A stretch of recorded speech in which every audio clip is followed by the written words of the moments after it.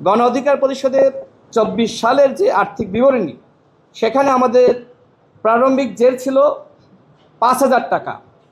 আমাদের আয় হয়েছে 2024 সালে 46,04,300 টাকা এবং আমাদের ব্যয় হয়েছে 45,96,88 টাকা। বর্তমানে আমাদের ওই বছরের উদ্বৃত্ত 13,212 টাকা।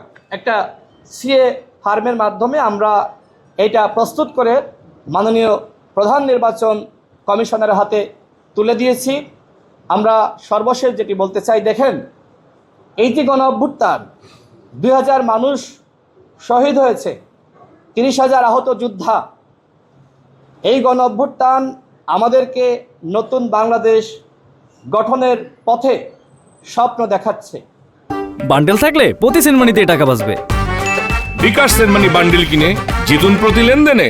এই ব্যাপারে আমরা প্রধান নির্বাচন কমিশনারকে বলেছি যে আপনার হাতে মহান আল্লাহ রব্বুল আলামিন সেই সুযোগটা দিয়েছে, আপনি হতে পারেন বাংলাদেশের ইতিহাসে সবথেকে শ্রেষ্ঠ প্রধান নির্বাচন কমিশনার।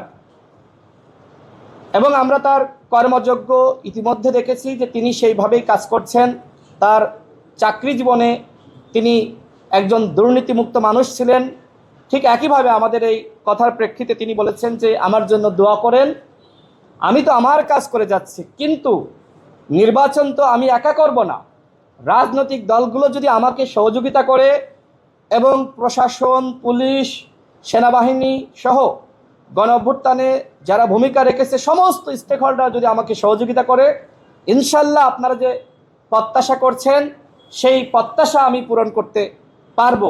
আমরা আমাদের দলের বিষয়ে যেটি তাকে আশ্বস্ত করেছি, গণ অধিকার পরিষদ বাংলাদেশের ইতিহাসের সবথেকে সেরা নির্বাচন যাতে এই নির্বাচন কমিশন করতে পারে, সেই ব্যাপারে আমরা নির্বাচন কমিশনকে সহযোগিতা করব।